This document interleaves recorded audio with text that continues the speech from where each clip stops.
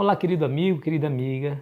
Nos encontramos mais uma vez pela graça de Deus para estudar a palavra por meio da lição da Escola Sabatina.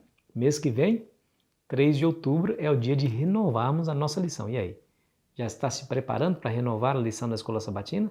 É importante você fazer a sua assinatura para que ela venha todos os dias aí no seu endereço. É muito importante que você a tenha nas mãos, que você a estude diariamente, tá bom? Vamos juntos, ritual e sacrifícios. Nós vimos ontem que a experiência do povo de Israel era uma miniatura da experiência que teremos no final da história da humanidade nessa terra quando Jesus voltar. Hoje nós iremos falar um pouquinho sobre o que acontecia naquele santuário que era somente um modelo de um santuário maior, com realidades mais profundas, ensinadas e exemplificadas e tipificadas por aquele santuário pequeno que Moisés havia construído lá no deserto. O que acontecia ali? Você se lembra que havia ordenado pelo próprio Deus a realização de sacrifícios de animais. Deixa eu ler para você alguns versos aqui de Levíticos 4, a partir do versículo 32. Escute as palavras. Mas se pela sua oferta trouxer uma cordeira, como oferta pelo pecado, fêmea sem defeito a trará, e porá a mão sobre a cabeça da oferta pelo pecado, e a imolará por oferta pelo pecado no lugar onde se imola o holocausto. Então o sacerdote com o dedo tomará do sangue da oferta pelo pecado e o porá sobre os chifres do altar do holocausto, e todo o restante do sangue derramará à base do altar. Tirará toda a gordura, como se tira a gordura do cordeiro do sacrifício pacífico. O sacerdote a queimará sobre o altar, em cima das ofertas queimadas do Senhor. Assim o sacerdote, por essa pessoa, fará expiação pelo pecado que cometeu e lhe será perdoado. O sacrifício ordenado por Deus no antigo santuário está cheio, repleto de informações importantes para a nossa vida, muito mais importante para aquele povo que viveu, claro, mas para nós aprendemos lições valiosas ali. Primeiro, deixa eu dizer uma coisa para você. Quem ordenou, quem orientou para que houvesse o sacrifício foi Deus, não saiu da mente de Moisés. Foi Deus quem disse que eles não poderiam oferecer qualquer coisa. Eles não poderiam oferecer, por exemplo, uma rã. Eles tinham que oferecer um cordeiro, aqui no caso uma fêmea, certo? Pela oferta do pecado. Eles também não deveriam oferecer no quintal da sua casa. Eles deveriam oferecer no santuário, no local do holocausto. Nós vimos aqui. E ele também não deveria oferecer de qualquer jeito. Diz a Bíblia que eles deveriam colocar a mão sobre o cordeiro, confessar primeiro o seu pecado sobre ele. E eles não deveriam matá-lo de qualquer jeito. Ele, o pecador, deveria cortar a garganta a fim de que o sangue pudesse se escoar. Ele não deveria fazer qualquer coisa com aquele sangue. Eles deveriam colher aquele sangue e entregar nas mãos dos sacerdotes. Não deveriam entregar para qualquer um, tinha que entregar para o sacerdote.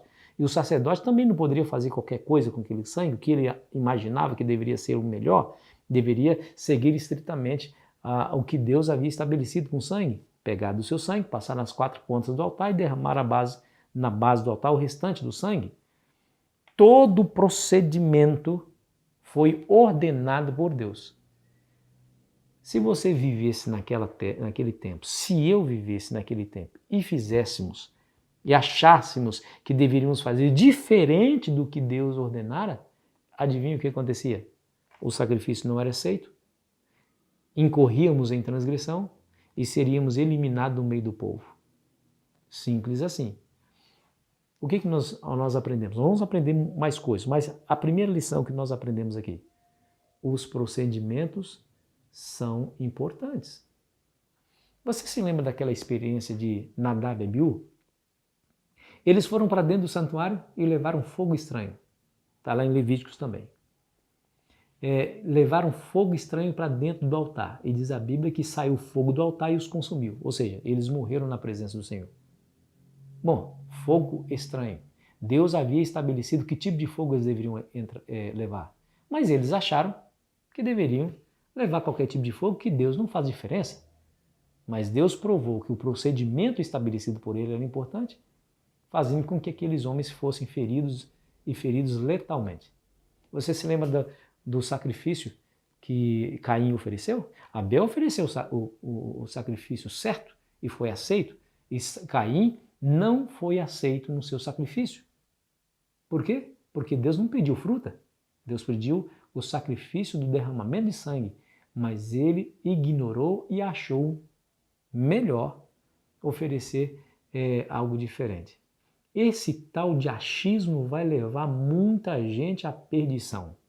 E quando se trata de adoração na igreja, quando se trata das coisas de Deus, por favor, querido amigo, querida amiga, não vá pela tua cabeça.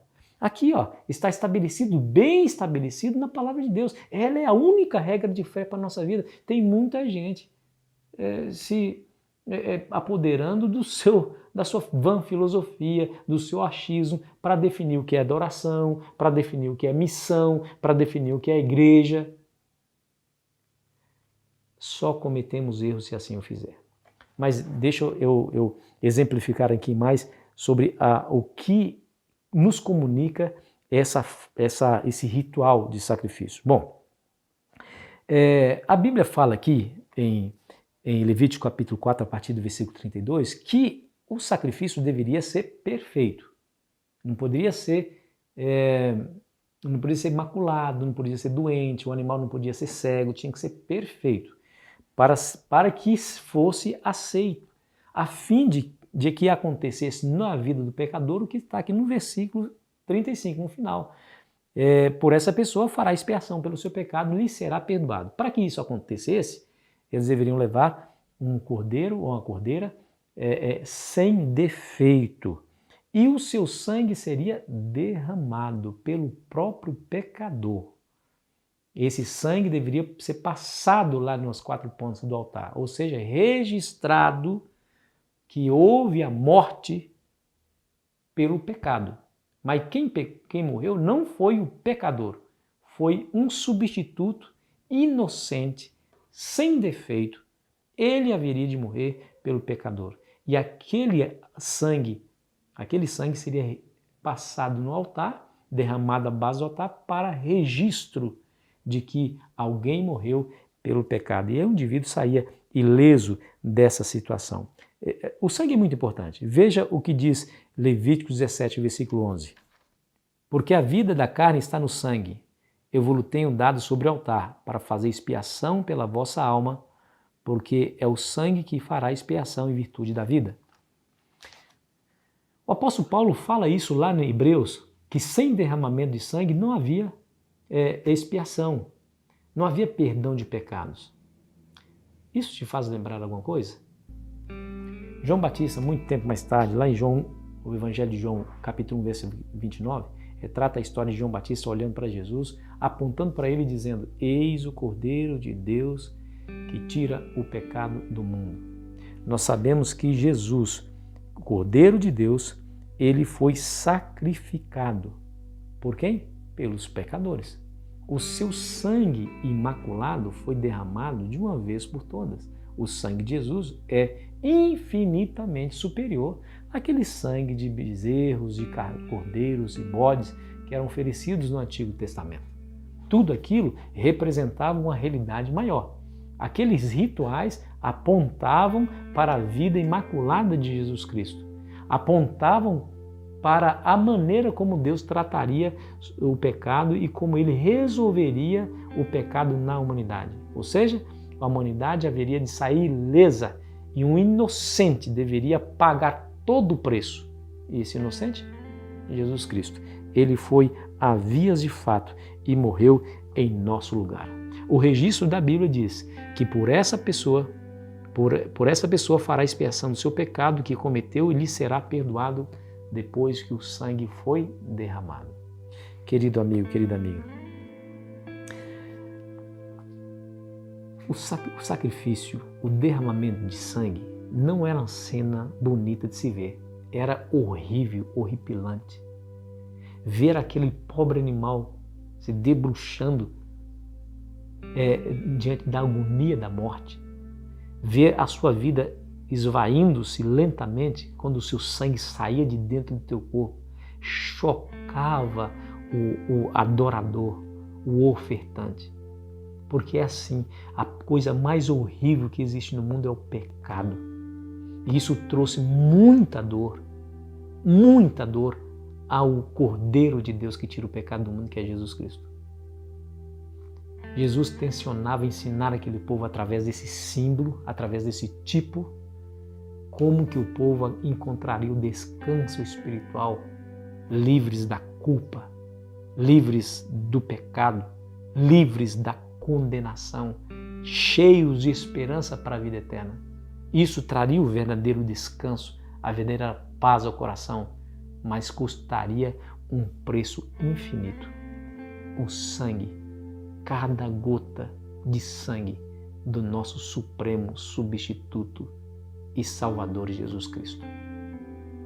Foi por você que ele morreu. Descansa então, porque ele morreu, mas ressuscitou para interceder por nós lá no céu. E ele diz assim: filho, eu sei que você é um pecador, eu sei que você também erra, eu sei que você erra, mas eu quero lhe dar a sua paz, dando-lhe o perdão. Jesus morreu por você. Se alegre com essa verdade. Descanse nos braços de Jesus. Quero orar por você. Pai, obrigado pela oferta extraordinária, imaculada, perfeita, caríssima, que foi a oferta do seu Filho para morrer em nosso lugar. Não merecemos, mas aceitamos, acreditamos e nos dobramos diante dessa oferta. Entregamos a nossa vida nas tuas mãos, em nome de Jesus. Amém. Bem-aventurados aqueles que lavam suas vestes no sangue do Cordeiro, para que não seja vista a vergonha da sua nudez. É assim que a Bíblia fala. Que o sangue de Cristo te cubra mais uma vez, meu querido, e que você tenha a paz dele no seu coração nesse dia.